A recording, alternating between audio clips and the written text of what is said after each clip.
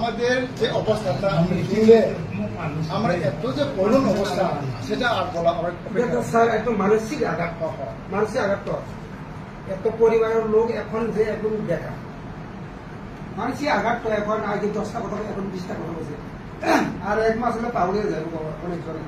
অবস্থা এরকম হয়েছে মানসিক আঘাত তো এখন এটা কিচ্ছু নাই তো আপনার তো চাই করে জানেন তো স্যার 1 মাস তো এখন ফাইনাল হিমশিম খাইছে এখন 18 মাস ধরে টাকা পাইছে না এটা তো বিরাট সমস্যা স্যার যারা পাইছে না তারা বুঝে কিনতে দিতে পারে যারা চাকরি করে সবাই বুঝে আমিও বুঝে স্যার আমি ভালোই বুঝে কিনবো অনেকজন তো বুঝে না কি পাইলে সব স্যার 18 মাস ধরে যে টাকা পেনশনের টাকা পাইতে এটা দেওয়া একদম সত্য বিরাট ব্যাপার তো মানসিক আঘাত তো এখন আমরা সবাই আঘাত পাইতেছি তো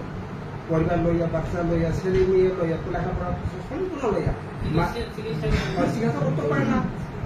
এই অবস্থায় আছে অন্তত কিছু দিয়া 24 সালে শেষ 25 কিছু দিন কিন্তু একবারে দিশারা 24 ফেব্রুয়ারি থেকে এখন আজকে মার্চ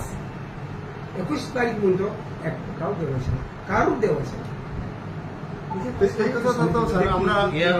না আমরা আপনাদের বললে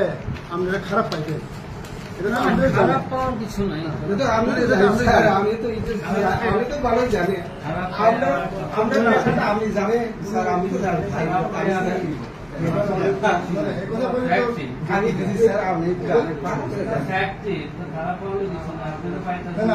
আমরা সাজেশন করতে আসি এমন লাগতেছি না আমরা সাজেশন করতে আসি এমন মতো লাগছে যে আমরা ক্যাজুয়ালি জনের কথা এখন বলছি ক্যান্সার পেশেন্ট আছে বাইপাস সার্জারি আছে এখন